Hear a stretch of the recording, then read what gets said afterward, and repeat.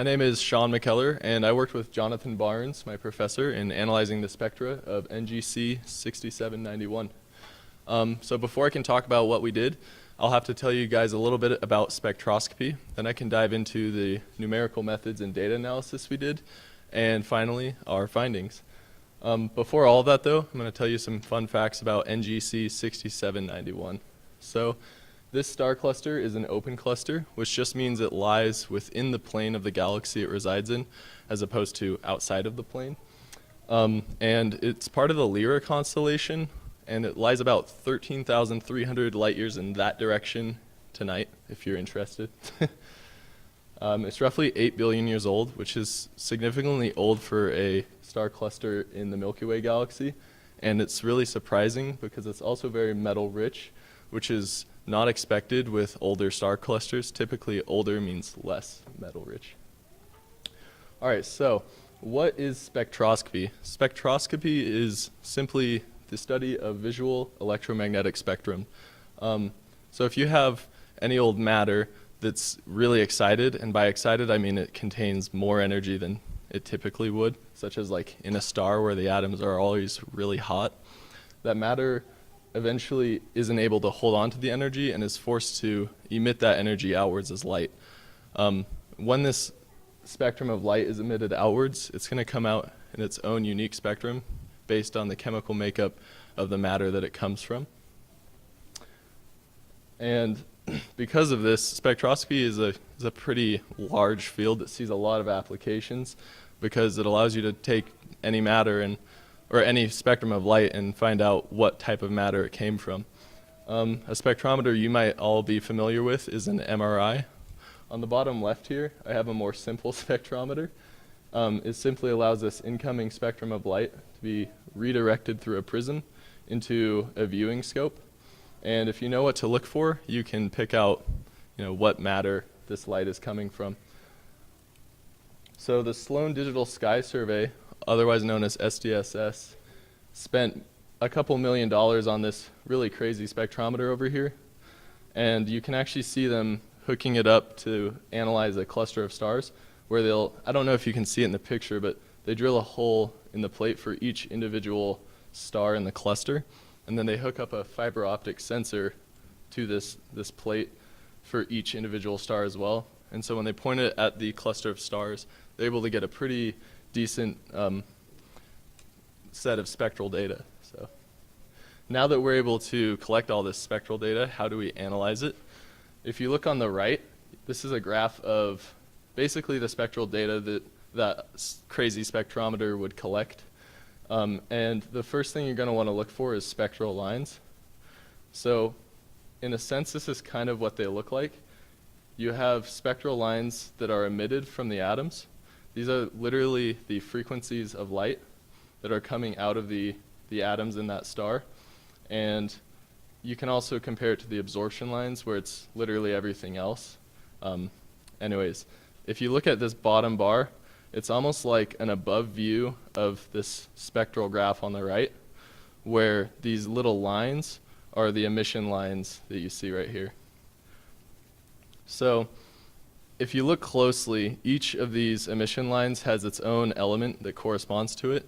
The reason why is because basically those frequencies of lights happen for really specific meanings or specific reasons. And a really important one is the H-alpha line, which occurs when a hydrogen atom has one of its electrons move from its third energy level to its second energy level. It emits light of a particular frequency. And BYU essentially found like a way to collect these H-alpha lines by using this specific type of glass filter. And we essentially applied this type of analysis to the spectral data. And so I might have to move for a second, but if you look really closely at this like spectral line right here, we essentially took that out of the graph and zoomed in a bunch on it, and it kind of looks something like this. This is basically the data set that we have to work with, and we were hoping to find correlations between these H-alpha lines and stellar parameters, such as the temperature of these stars, the surface gravity, the metallicity, and other things. Anyways, so the first and most important numerical method that we applied to our data was normalization. This is basically if you took a line and drew it across all the important parts of this H alpha line and then pulled it all up to one continuous line. So if you look at this graph, you can probably see it's like these two are the same graphs, it's just that this is all level and at one line. And the reason why we did this is because it makes it much easier to analyze and collect data about this H alpha line. So from there we decided to call a specific variable H alpha narrow filters. And this is essentially just right where this H alpha line occurs. Another one we collected was the H alpha wide filters, which is everything but this narrow line. So it got all the data out here and all the data out here. And then finally, another one we chose was H alpha full width half max, which is basically if you took the depth of this H alpha line and then went halfway up and found the width there. And keep in mind, all these values are going to be completely different for each star you're looking at. If we go back to the spectral emission data, the spectral line right here is going to vary in width and size depending on how often those hydrogen atoms are creating the H alpha lines. So once we got that data, we started looking for correlations. Included with the data was the stellar parameters that we are interested in analyzing. And so we're just seeing if there's correlations between those parameters and the H alpha index, or H alpha lines, I should say. So the most significant one was probably the H alpha index versus temperature.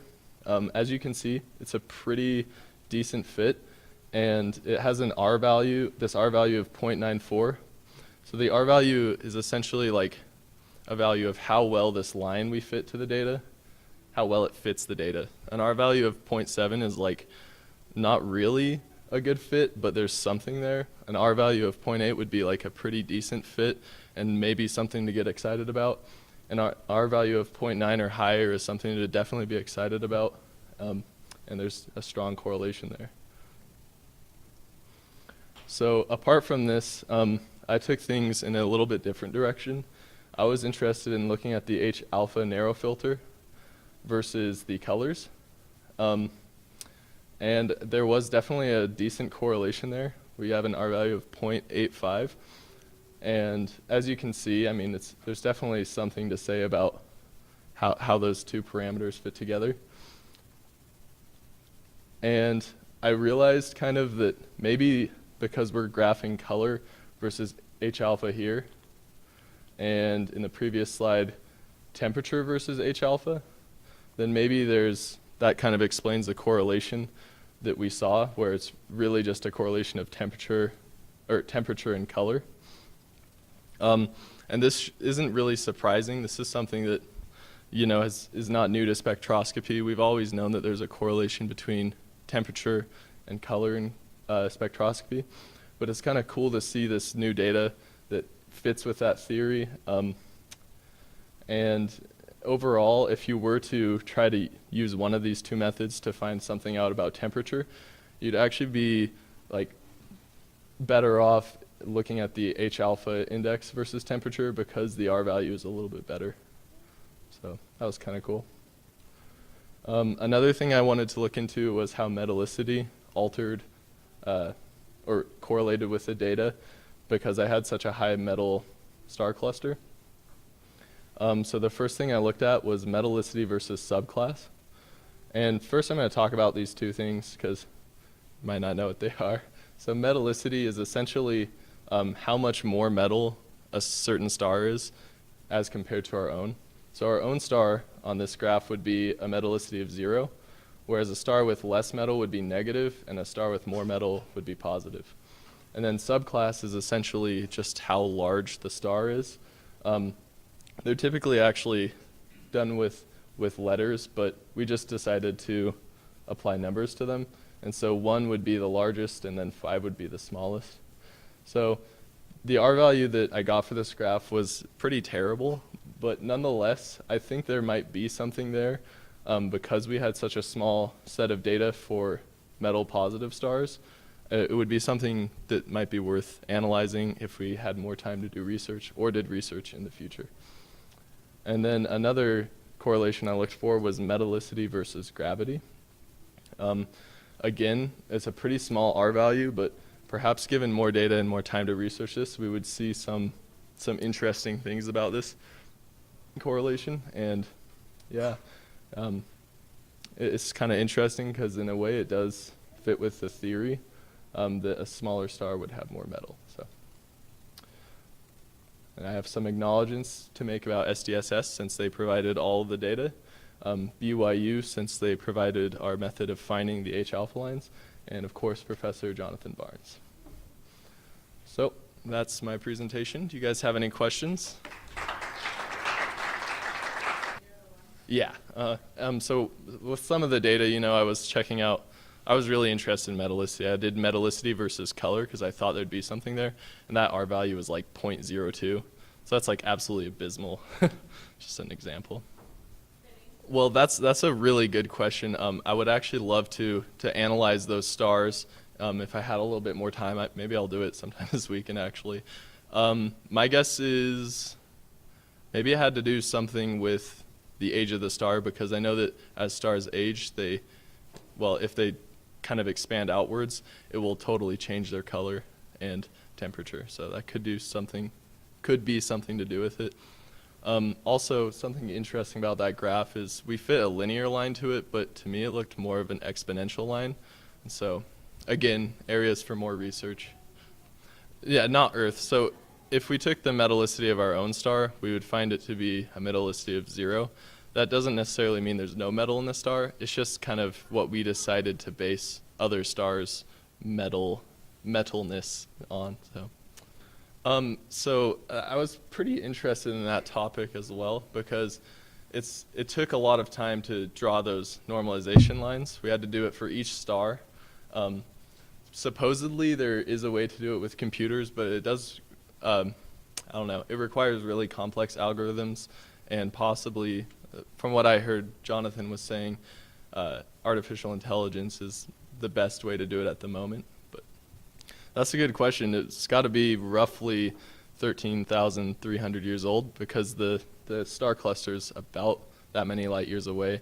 And so who knows, the star cluster could be drastically different. I would assume it to be I think on the lifespan of a star, 13,000 years isn't too long, but I don't know, admittedly, I don't know that much about astronomy. So since I don't know exactly when we made that standardization, but it was probably within the last century or so, definitely within the last 3 centuries. And again, since that's such a small time period for the lifespan of a sun, the standardization might change a little bit, and I don't know if SDSS took that into account. But definitely, if we're still doing this type of analysis with star data in, I don't know, a couple million years, it's going to be drastically different. So we will definitely have to update our standardizations of metallicity and subclass even, I'm sure. I don't know, but that type of stuff. Great job, Shaun. Thanks. Thank you. Yeah, good presentation.